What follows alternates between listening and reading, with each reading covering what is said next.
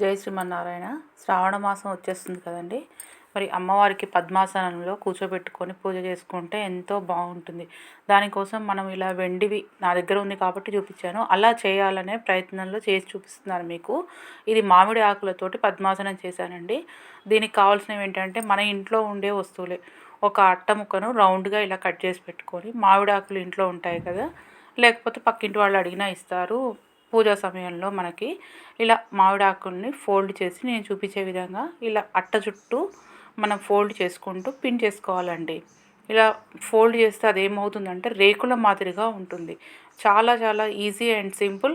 Plus మనం ఏంటి అంటే ఏదైనా పండగ అయితే మనం ఎలా రెడీ అవుతామో అలా అమ్మవారిని మనం తయారు చేసుకొని అందులో కూర్చోబెడితే అమ్మవారు కూడా చాలా సంతోషపడుతుంది కదా.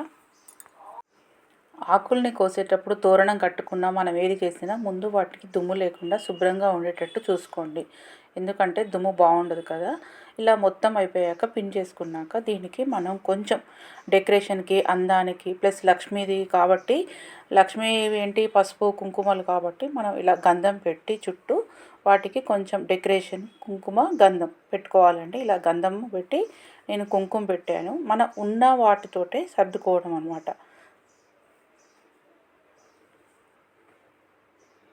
చూడడానికి కూడా బాగుంటుంది. ఇప్పుడు ఒకే డ్రెస్ మనం కూడా ఊరికే వేసుకోం కదా. చూడండి, ఇలా ఆసనం రెడీ అయ్యాక నేను ఒక పీట మీద ఇలా పచ్చటి పసుపు బట్ట వేసుకొని అమ్మవారిని ఈ ఆసనం మీద కూర్చోబెడుతున్నాను. అమ్మవారికి కూడా కొంచెం అలంకరణ చేసుకుంటున్నానండి. ఇలా గంధము కుంకుమ పెట్టి అమ్మవారిని పెడుతున్నాను. ఇది వీడియో కోసం కాబట్టి నేను ఈ అమ్మవారిని చూపిస్తున్నాను. యాక్చువల్గా నాకు లోపల దేవుడి దగ్గర ఉంటుందండి. ఎప్పుడు పడితే అప్పుడు అమ్మవారిని బయటికి తీసుకురాలేను కాబట్టి నేను ఈ లక్ష్మీదేవిని చూపిస్తున్నాను మీకు వీడియోలో. చివరిలో మీకు అది కూడా ఉంటుందండి. లోపల దేవుడిది కదా, అందుకని నేను గడప దాటనివ్వను అమ్మవారిని లోపల.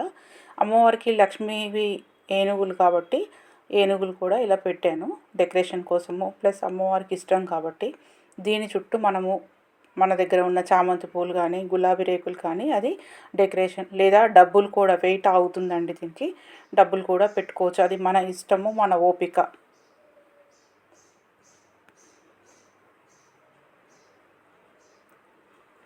చూడండి, ఇలా రేకుల మాదిరిగా ఉంటుంది.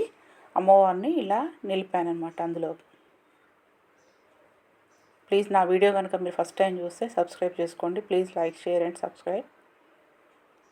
శ్రావణ మాసం అందరికీ మంచి జరగాలని కోరుకుంటున్నాను. ముత్తైదులతో పిలిచి పసుపు బొట్లతోటి కలకలలాడుతూ ఉంటారు కదండి.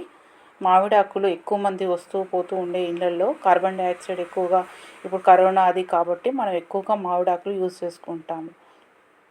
Please like, share and subscribe.